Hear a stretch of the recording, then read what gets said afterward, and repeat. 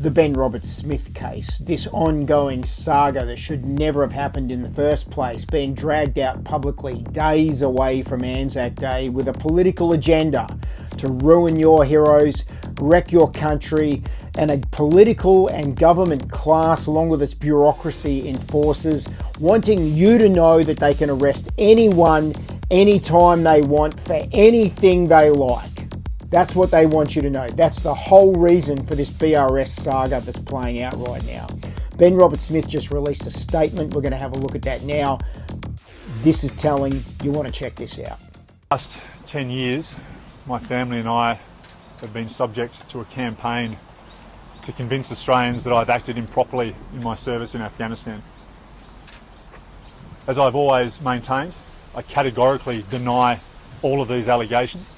And while I would have preferred these charges not be brought, I will be taking this opportunity to finally clear my name. I'm proud of my service in Afghanistan. While I was there, I always acted within my values, within my training, and within the rules of engagement.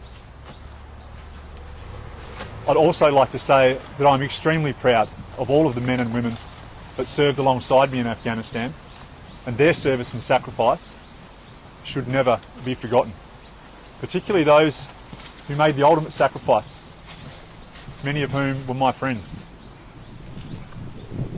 I'd like to thank my partner Sarah, my beautiful daughters, my mother and father, and all of Sarah's family for their unwavering support, for standing by me during this difficult time. I'd also like to take this opportunity to thank the millions of Australians who have reached out to me publicly and privately to offer their support and well wishes. It means a great deal to me and is extremely humbling. I understand this is an unprecedented case and the public interest is huge and the media has a job to do, which they should be allowed to do. But I would ask that the media please allow my family their privacy at this time, particularly my children, who have already unfortunately suffered through a deliberate, sensational arrest that was made last week, an unnecessary spectacle. I understand this journey will be long. I understand this journey will be difficult. But I can promise everybody that I have never run from a fight in my life. I will never give up. And I will always be in the fight. Thank you. What do you say to a man who reacts like that on camera? Did you see the pain in his eyes? Did you see the anguish that he felt when he was recalling his lost mates in Afghanistan? You could see it. You know, I feel nothing but absolute seething anger for a government and a political class and a bureaucracy that think that this is a normal thing to do to a man. Australia's involvement in Afghanistan was long drawn out and complicated, and the way it ended was a disgrace. But there's no way that you use this man as a political pawn to further your objective culturally in this country by wrecking our heroes, by wrecking the Anzac legacy, by taking good men and ruining their families. And you could see the pressure that he's under, the absolute pressure.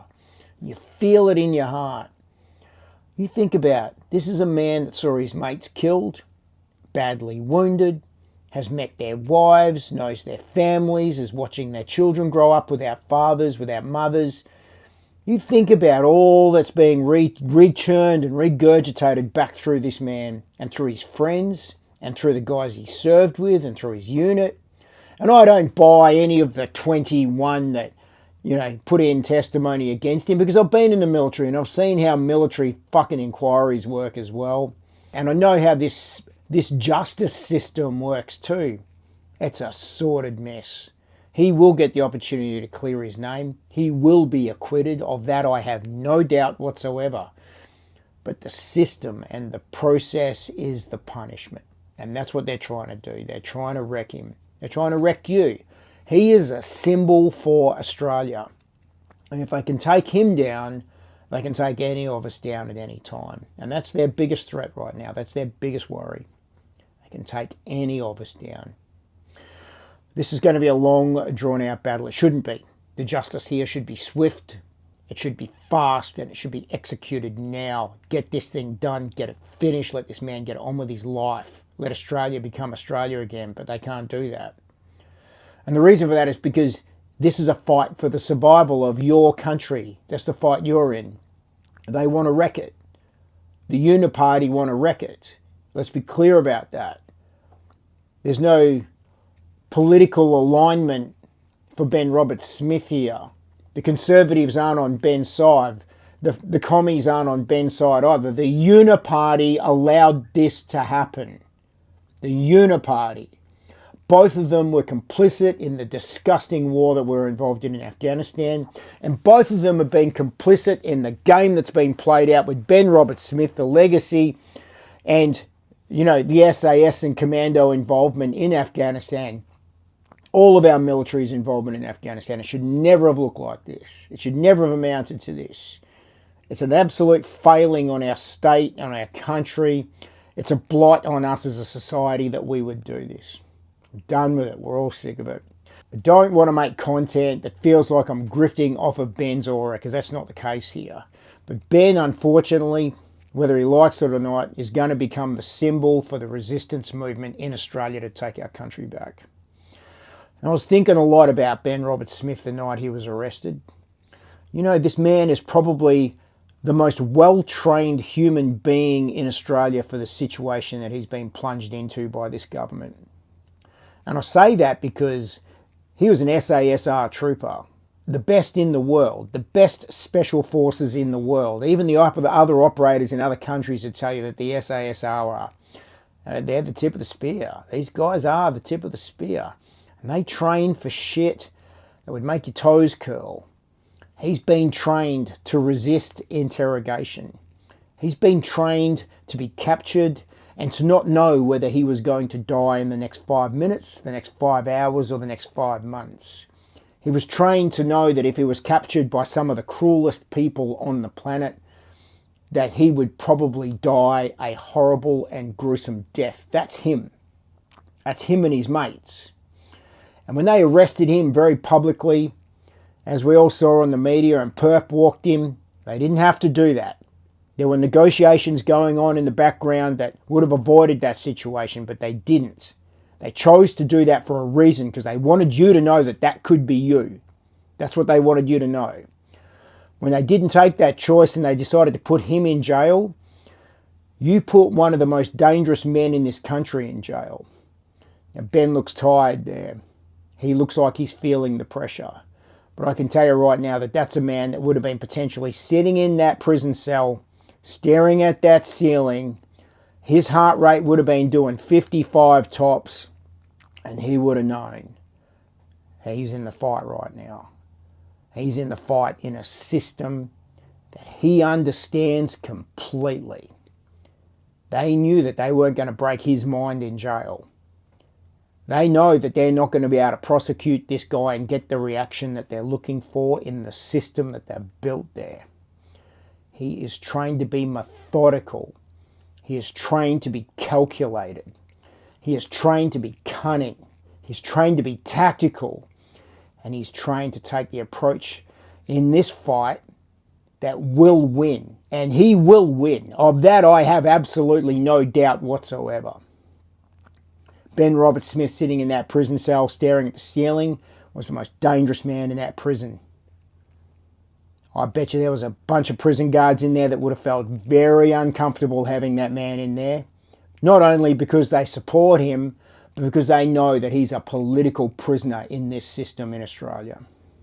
We don't often ask for the heroes that we've got. Sometimes they appear out of nowhere. Sometimes they're forged in battle.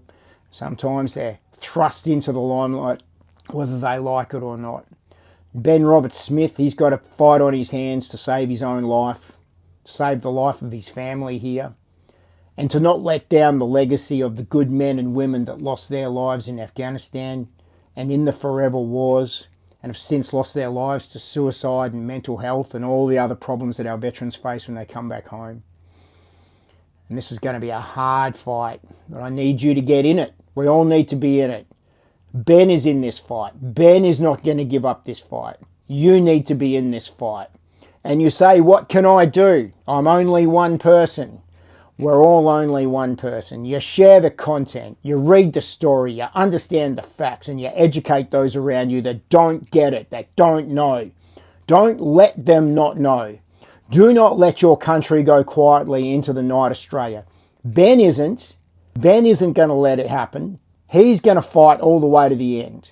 And if he's in the fight, then we're in the fight, and we're going to take our country back. And this shit will end. We will win this. When I need inspiration, I'm going to watch that video again and again. And I'm going to make sure that I feel every second of that. Every second of it. Because I want that fire inside me. And that's a fire that you should have inside you too. It's Australia first until we die. And we will be in Canberra at 12 p.m. on the 26th of April at Federation Mall outside Parliament House. And we rally to end mass immigration. We rally to end foreign lobbying. We rally to end the bullshit that Ben Roberts-Smith is going through. We rally to lead a cultural revival to take our country back. Because the country that I grew up in would not have done this to a guy like Ben Roberts-Smith. The country that I grew up in would not have done it. And that's the country that I want back. And that's the country that you want back too. God bless Australia. I'll see you in Canberra on 26 Patriots.